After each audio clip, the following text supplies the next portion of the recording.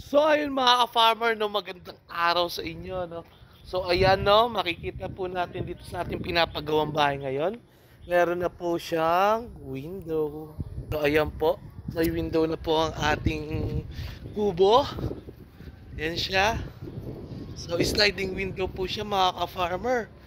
So ayan po ang itsura niya, no, mga ka-farmer, no. Yan.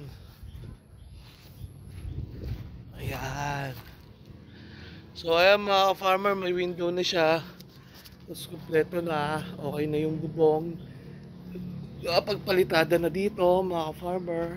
Tapos bukas, ayusin na natin tong ripo, no? Para doon na natin siya ilalagay. Tapos doon siya ipapatong. And then mga ka-farmer, i-install na nila yung tubig natin mga ka-farmer. So ito mga ka-farmer, makikita nyo naman dito sa ating harapan, no? Na naikabit na ni Mang Erning yung mga ilang pirasong flooring niya sa taas. I mean yung plywood. Ayan, no. Yes. So kabit na si Mang Erning, nang iiwan talaga ng isang piraso yan. Mahiin niya yan. Shoutout sa'yo Mang Erning, no. Malupit mo, di mo na tinapos, iisa na lang. So ito ito mga ka-farmer, Mang Erning.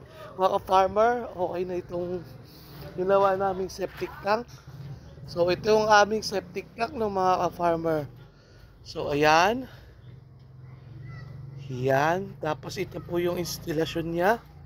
So itong main line, ito pong tubo na to is, ayan po yung sa bowl. Tapos dun sa may, sa may,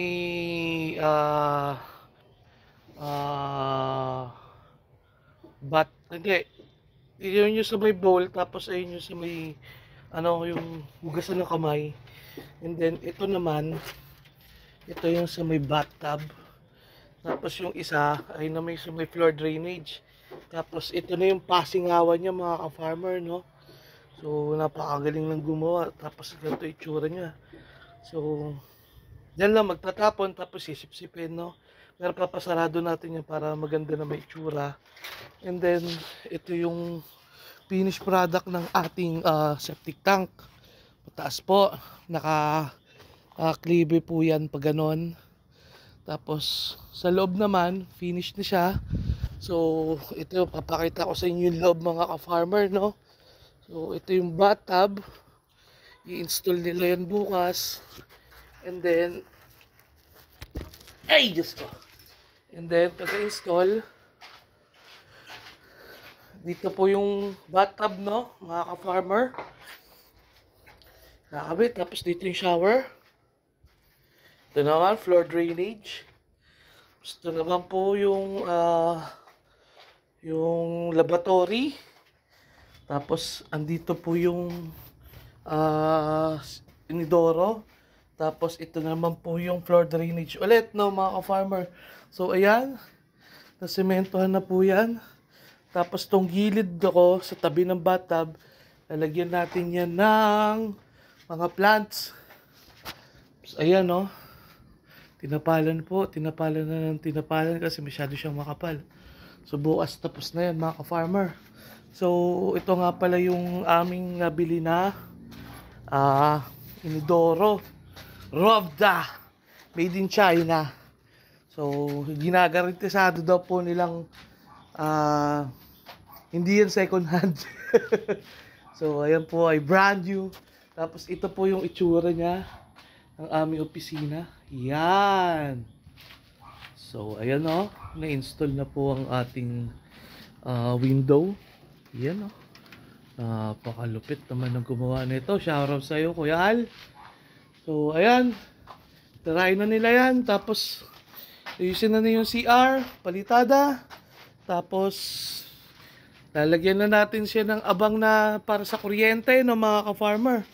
Itong mga tubular na to, ayan yung isasalpak nila dyan para maikabit yung nabili natin mga plywood. So itong plywood na to, ito nga pala yung marine plywood na premium. So maganda siya mga ka-farmer. Yan, premium siya. Tapos pipinturahan na lang natin siya dito para gumanda yung itsura. Dadaanin natin siya sa ilaw. LED yung kakarga natin para makulay ang ating bahay, no mga ka-farmer. Tapos ayan, malapit na matapos. Pag natapos na to, magiging malinis na dito mga ka-farmer. Magiging masarap na siya sa mata. So ayan mga ka-farmer, in-update ko kayo sa mga nagawa natin. Yan no. Oh. Yan, atras ako para makita yung buo. So ayan mga ka-farmer, no. Ayan na siya. Dito tataniman natin dito ng mga punong kahoy yan. Ready na po ang ating mga puno. So ito nga pala. Ito yung nabili natin na mga puno. So, 2 abukado, grafted po yan. Tapos 7 lansones, no, mga ka-farmer. So, ayun po mga ka-farmer, no, maraming salamat. Napakaganda ng panahon ngayon. Dito nga pala si Ato TV. So, salamat sa pag-share ng aking video. Nalapit na magawa ang ating dream house. Whoop whoop!